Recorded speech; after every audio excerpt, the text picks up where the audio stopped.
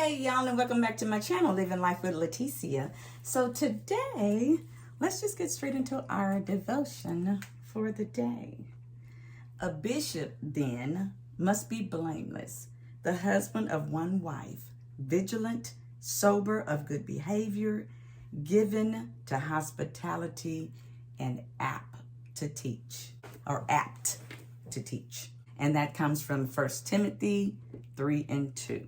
Spiritual leaders must possess specific characteristics as they complete works in the name of the Lord. He calls upon them to lead a lifestyle that reflects His nature. They must be an example to us regarding how we spiritually align our lives with the will of God and remove sin from our heart. We will be on the lookout for these characteristics in people we choose as leaders or look up to as role models. Our prayer today is, dear Lord, you have told us what to expect from a spiritual leader, from a true spiritual leader. Help us remain alert to imposters as we look to them for guidance. Lord, help us to be mindful. We are just like they are. They're man, they're woman. They are carrying a message for you, Lord. And we have to have those that are receiving those messages from the ones that we have seeked out to be role models and good leaders, spiritual leaders. We have to be the ones to receive, and we have to open our hearts to receive, Lord. We just pray for this world because there's evil here, but there's also good. And we thank you for that. We thank you for just letting lights shine all over this world. There are good things happening. There are good people still out here, and they will show up, Lord. So we just thank you. Help us to make sure that we are not an imposter and that we are not seeking out imposters. And we thank you for our life, and we thank you that you have given us the will and the want to come and give you praises. So we thank you for everything, Lord. All these blessings, I pray in thy Son, Jesus Christ's name, is for his sake. Amen. All right, so today we are going to talk about what happened to our childhood dreams. I remember when I was a little girl, I wanted to be just like my mom. And I think most girls, if their mom was doing anything, with their lives at the time, I think most girls and most boys probably, I don't know, because I didn't have a brother, didn't have any boys other than cousins. But I think most boys probably wanted to be like their dads, or at least some man that they seen, maybe a sports figure, maybe a athlete, or maybe a businessman, or maybe a, somebody prominent, like the Obamas or something. There's nothing wrong with aspiring to be like someone or to want to resemble their lives or to mimic kind of their lives and what they do and how they live. I want to be like my mom. However, I did not want to be a nurse. She wanted everybody to be a nurse. You'll be a good nurse. No, I won't. No, I wouldn't. I'd pass out probably at the sight of blood. Not necessarily pass out, I panic. I go, lots of it coming. That is not for me. My youngest son, we were living in Dallas at the time, and we were living with my mom, and kids had gone out to play like they did every evening. They were right next door. Nothing big was going on. They had a basketball goal. They used to play basketball all the time, so they just go over there and play basketball.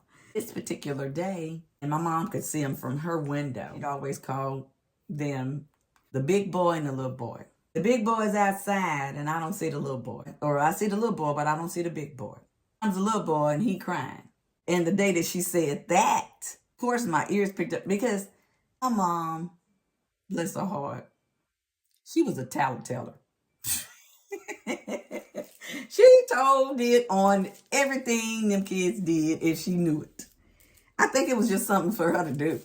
She tell it. They doing something, or they, doing whatever. Instead of going to say, hey, y'all stop doing that, she come tell me.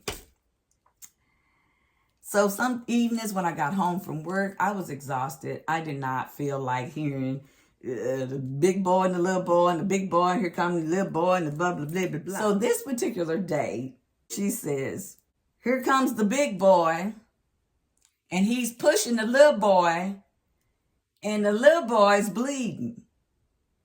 So I'm like, bleeding?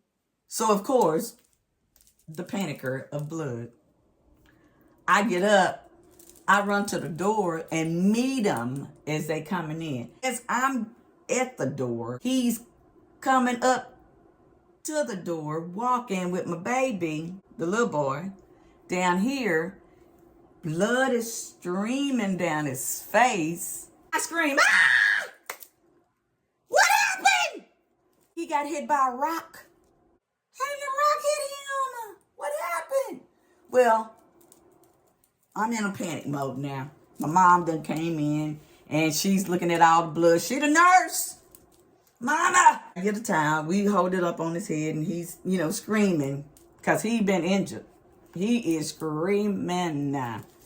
The big boy screaming, the little boy screaming, the mama, big mama screaming, the little mama screaming. Everybody screaming, everybody going crazy.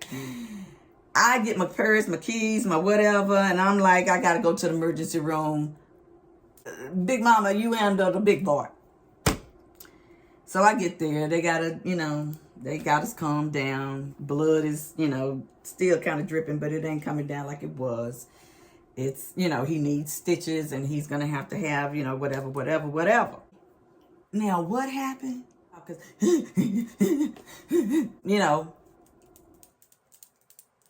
something done happened.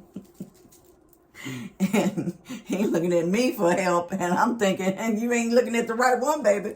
Because I don't handle things well in stressful situations. And I got back home. Everything was cool. And I talked to my oldest son and I'm like, tell me what happened. So he says, they were playing basketball. The ball got jammed up between the goal and the backboard. So the ball just sitting up there, boom. They decide, let's get something to knock it down. My oldest son says, I told everybody, Mama. I told them all to move. I told them to move back. Your baby. He wanted to be right there, and I thought he had moved, but he hadn't. And the rock came right down, plunk, on his head. So he had a gash, bump, I think it was right. And I said, well, why didn't you make sure before you started throwing and tossing up stuff to knock this thing down? So I said, what did you use? It was a big rock. And he had it up there. So it's a wonder if my baby was not dead. The stitches, 5 or 6 stitches was all he needed. But there was possibilities of other things that could have happened at the same time. And I was grateful and thankful and pleased and all of those words, ecstatic and, calmed down by then. They probably had to give me a couple Valiums or whatnot. But I was better once I made it back home, found out, the baby is good. He probably going to be out of school for the next couple of days because they didn't want him to go to school. And so, big boy's at home. And then I talked to the big mama. And I said, it was an accident. It sounds like it was that. She said, yeah, but I whipped his butt. I said, what? You whipped him? Because she don't normally do nothing. She's a tap teller. Remember? She telling me. She said, I whipped him. And I said, okay, well, thank you. Because I didn't plan on whipping him. But if you did, you did. And and I know it was an accident because he would have never.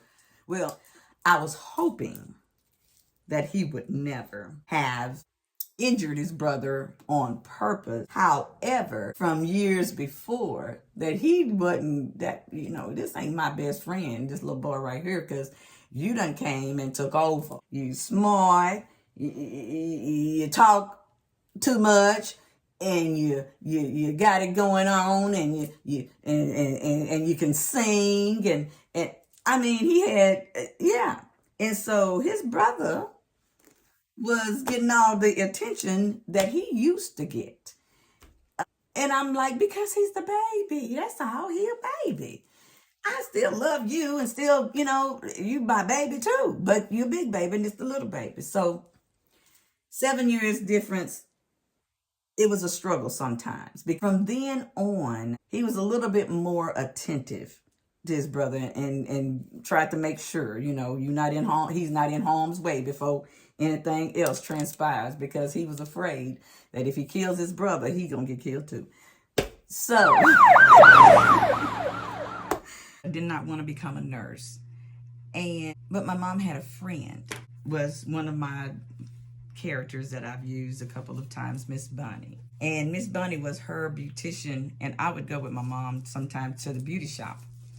I would beg her to go. I would just, Mama, can I go? Can I go? Can I go? Can I go? Can I go? Can I go? You don't want to be by yourself. And I'd give her all reasons. All the other girls were off doing whatever they was doing, but I wanted to go with my mom to the beauty shop. And she said, well, there's nothing to do over there. The shop that she was in, the beauty shop, it was just a little beauty shop. I think it was enough room for one person to be sitting in the chair, maybe one person to be in the under the dryer, but there wasn't no room for nothing else. She had a little setup and she had a little place, and that was where she was doing hair. And I was wanting to look at everything she did. She had the Marcel irons, and she'd be moving them, and she'd take them, she'd swirl them around, and they'd be smoking. And I'm like, ooh, she finna burn herself. I want to see what she finna do. And she'd take them, and then she I was amazed by her abilities to do everything she was doing. And I mean, she'd be talking and she'd be smoking too. She'd be having a cigarette and she'd be doing my mama's hair. And I don't know if the smoke coming from her hair, the Marcel's, or the cigarette, but I'm enjoying all of it. But she had what I wanted. She had something that I wanted to aspire to be like. I loved my mom, and I loved how my mom would dress and how she looked when she was in her nursing uniform. And they'd have on she wore, back then they had on a nursing cap. They had on uniforms. They had a uniform dress, and they had white stockings. Those nursing caps were starched, pressed, like you couldn't hardly bend them. I just remember that crispness of her and the cleanliness of her, and she was just spick and span, and she was ready to take care of her patients. I loved that part of the nursing, but the other part that I probably would have had to deal with, becoming a nurse, that was not me. But those Marcel irons, the smell of just doing hair, I loved it. I fell in love with it. And that's what I wanted to do with my life. I wanted to do hair. I wanted to put my hands in hair. And I was. Every day I was messing with somebody's hair. Every day at school when I was a little girl, I'd do hair all day long. And the kids would come back to school. My mama said, don't take my hair down. Mama, I said, I'm going to do it. It'll be right back the way it was. I got to brush it. I'd be doing hair in elementary school. And then as I went on to junior high school, I started in the summer, I would braid. And anybody that had an afro would come to me to get their braids done. I mean, it was just cornrows at the time, because we wasn't doing no individual, like adding hair and all that stuff. That came way later. I braid the boys' hair, and I think I charged them like $10 or $15. And girls, I would just do their hair. I didn't care. But boys, you gonna pay. You gonna pay for me to do your hair. Oh, yes, you is. But anyway, that's what I wanted to do. And that's what I aspired to do. So when I did get the opportunity, I went to beauty school. Well, I went to barber school first. And I didn't like barber school. I wanted to do more than just cutting hair. Although I wanted to learn to cut, because I had 2 boys, so I got to learn to cut hair. But I wanted to do hair. I wanted to do all hair. I wanted to do chemicals. I wanted to do colors. I wanted to do cuts and whatever. I just wanted to do it all.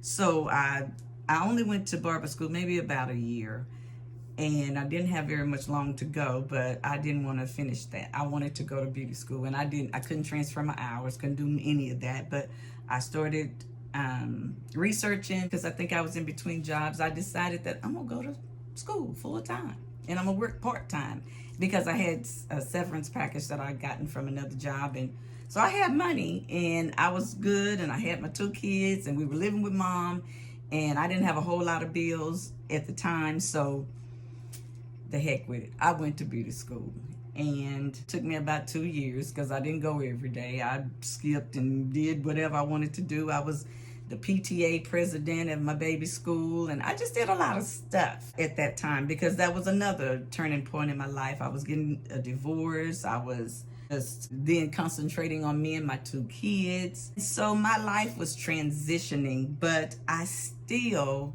had that childhood dream in mind. I wanted to do hair. Find your dream and live it out loud.